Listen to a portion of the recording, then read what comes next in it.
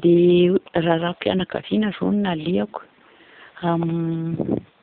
mariazy dia nanatrika an'izay dia taraiky tany izay vokatry ny embouteillage nahazo anay dia iny dia efa nahatonga fifandirana teo aminay dia nibatany entako rehetra dia nalefa ny tany indray aman-dreniko ilay entana. Mitelo izay ny bata entana ohatra izay resaka an'io tsy fahatokisana ao anaty tokantrano. Veriny hoe mandeha lalakafa zany izay no tena anton'ilay zavatra hoe rehefa mandeha dia lazainy fa mandeha lalakafa foana. Resaka ilay fototry ilay zavatra koa resaka fahasarotam-piaro mihitsy. Izay zany no tena fototry ilay fifandirana sy eritreretra ohatra io fahasarotam-piaro io.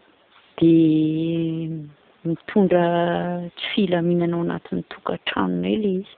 Dia misy koa ilay ohatra nandeha nikarakara taratasy-pananana manao fizarantany ilay ray aman-dreniko ilay mbola velo izy dia ararotina amin'iny ilay fizarantany dia taraiky tany amin'ny firaisan'izay dia menimena be izay eo nisy birao ivoan'ny 12 nefa ilay mpiasan'ny firaisana izany mba nanaiky anay hoe raha ohatra nareo afaka miandry dia ataonay dia iny dia efa nampifanditra ny tao an-trano tao indray ilay fahatarako nandelanao an'iny taratasy.